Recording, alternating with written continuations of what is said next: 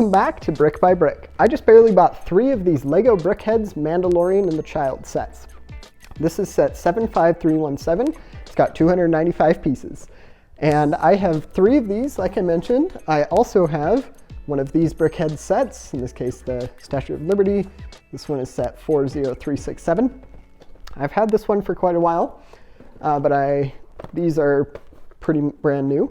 And I got them because 1, they are Brickheads, and 2, they're Star Wars, and Star Wars sets generally end up being really great investments. So I decided to buy this one because it has great characters, but there are some pitfalls of Lego Brickheads investing that you want to look out for, just like any other kind of Lego investing. For one, the characters and the theme of the set do matter, especially with Brickhead sets when the main attraction is the character from the theme.